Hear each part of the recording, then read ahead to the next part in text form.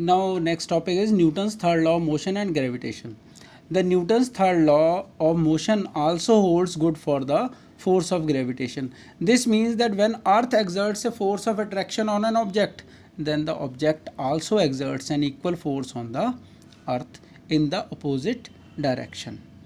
Now let me explain you in the case of sun and the earth. Suppose we are making circular orbit only. So this is, let us take that this is sun and this is earth. So there will be centripetal force provided by the sun.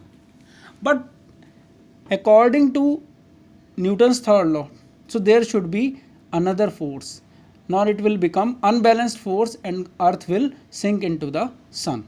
So earth is also attracting the sun with the same force. So this is how we explain. This is known as centripetal force. That you will study, this force you will study in higher classes, that is centrifugal force. Anyway, if a stone is dropped, it gets accelerated due to gravitational force and falls towards the earth. The earth also gets accelerated towards the stone. So we know F is equal to ma. So acceleration is force upon mass.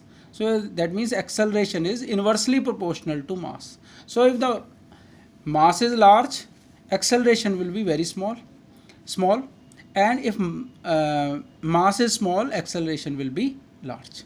So now the mass of the stone is very small, due to which the gravitational force produces a large acceleration on it.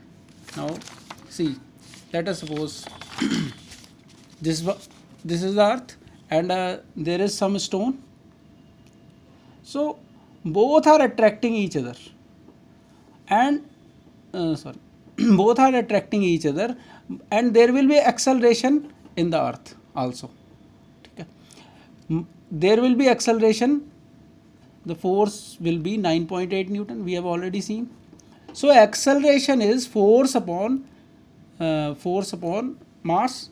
So in this stone the mass is very small, so acceleration will be large. There will be acceleration which we can easily see.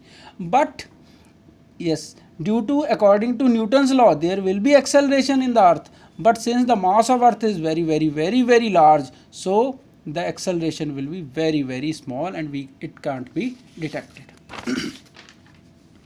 So this is what I have written. Now the mass of stone is very small, due to which the gravitational force produces a large acceleration in it.